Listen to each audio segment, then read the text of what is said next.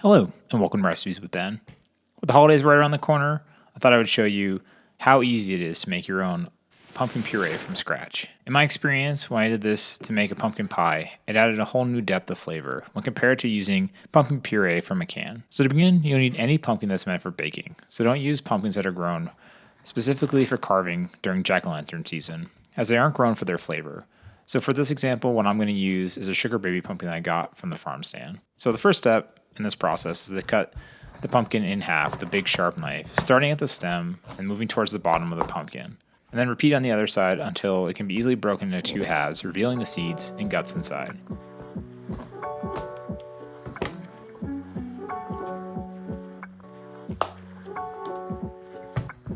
The best method I've found to remove the seeds and guts is use a sharp knife and following the flesh on the inside, and this will help make scooping out the guts easier in the next step. After a single pass along the outside, use a large metal spoon to scoop the seeds and guts out into a bowl. This can take a couple passes to remove the guts right down to the flesh of the pumpkin. And then you want to scoop that, as I said, into a bowl and set those aside. If you want, you can separate the seeds and roast them in a separate manner, but I won't cover that in this video.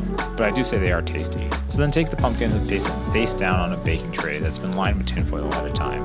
And if you want to use some neutral oil to stop them from sticking, go ahead and do that now. When baking them, you want to bake them in the oven with the skin side up, so the moisture that's inside the pumpkin doesn't cook out and ends up drying out the pumpkins as they roast, as the moisture is going to be really key to the texture that they impart in the puree. And bake the pumpkins in a preheated oven that was set to 400 degrees Fahrenheit for at least 40 minutes, or until a knife can easily insert into the flesh and is soft like a baked potato. After baking, the flesh should easily come out of the skin with a spoon, and the skin of the pumpkin should have darkened in color. Using said spoon, scoop out the flesh of the pumpkin, following the ridges along the skin, and place that into a food processor or some kind of blender. Then once all the pumpkin is placed inside the food processor, it's time to puree that until it's completely smooth, as this will give you the silky texture for whatever recipe you're going to use it in. With my food processor, I found that it takes a couple minutes to accomplish that smooth pumpkin puree texture that I'm looking for. Sometimes I also find that it makes up any clumps that weren't hitting the blade to help in that final desired texture. And then once it's completely smooth, you can jar it up and keep it in your fridge for about a week before use.